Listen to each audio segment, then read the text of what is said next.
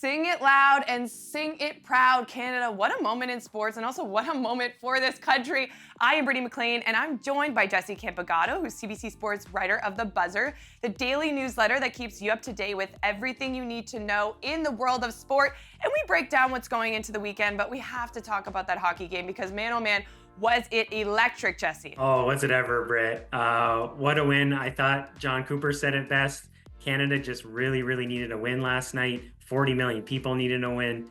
We got it. It still feels great. And I'm really looking forward now to that men's hockey tournament next year at the Winter Olympics in Italy. But as we always say around here, you don't have to wait till the Olympics to see Canada's best Olympic athletes because they're competing every single week. And this weekend is no exception to that. So the first event I wanted to talk about today is the Four Continents Figure Skating Championship. So this is sort of the rest of the world's answer to the European Championship. So without all those European skaters, you can't quite call this truly a top-notch international event, but the competition level is still really good. And this event in Seoul this week is the last big tune-up before the World Championships, which are happening next month in Boston, fittingly enough, after the hockey game last night. So this morning, Canada's Deanna Stellato Dudek and Maxime Deschamps, they roared all the way back from fourth place after the pairs short skate to take the silver medal. And they're, of course, the reigning world champion. So that was a good result for them. And then Canada's Leah Pereira and Trent Michaud took bronze for their first international medal together. So a great start there for Canada. And then coming up this weekend, we have some more contenders with Piper Gillis and Paul Poirier in the ice dance. So they're going to go into the free skate with a really narrow lead over the reigning world champs, who happen to be Americans. That's Madison Chalk and Evan Bates. And then we have Canada's Marjorie Lajoie and Zachary Laga, who are in third place going into that free skate on Saturday. So good chance for another couple of Canadian medals there. And a huge tune-up for these athletes for World Championships next month, as you mentioned. But another sport that has some implications for Worlds. Currently, the Scotties are happening in the curling world, and that women's team that wins the Scotties will get to go represent Canada at the World Championships. Jesse, what are the names we need to keep in mind?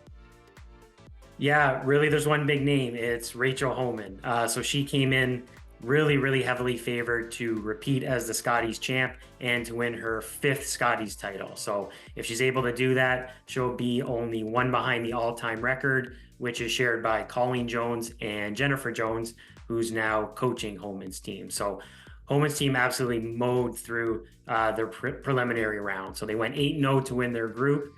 And after they went undefeated through the entire tournament last year, they've now won 19 straight Scotties games heading into the playoffs, which start on Friday afternoon. So just to put their dominance into a little more perspective, they're now 53-4 on the season, and they reached the final at all four of the Grand Slams so far and won two of them. And by the way, they're also the reigning world champions. So at this point, I'd say it'd be a major surprise if Homan's team doesn't win again on Sunday in Thunder Bay and make a run at another world title next month in South Korea. And all roads seem to lead to Milano Cortina, because at these World Championships, important to note that there are implications for getting qualifications and quota spots for each country, so something we need to keep an eye on. Speaking of keeping an eye on, though, long track is back this weekend. There's a World Cup. Who are the athletes you're most excited to see compete? Yeah, so I'm keeping an eye on Laurent Dubray. So at the start of the season, he battled some injury issues and he wasn't quite getting the results that we're used to seeing from him. But at the last World Cup stop, which was in Milwaukee, he took bronze in both of the men's 500-meter events. So it looks like he's rounding back into form, which is good timing with the World Championships coming up. So I'm excited to see what he does this weekend in Poland. Speaking of excitement, if you're not excited about Canadian sport, I don't know where you live, because we are at an all-time high right now, and keep this momentum coming because there's tons to watch. Figure skating, the ISU Four Continents, will be happening all weekend long. Snowboarding have a home event in Calgary, and then speed skating, as mentioned, they have their World Cup Saturday and Sunday. You can watch it all starting at 8:30 a.m. Eastern.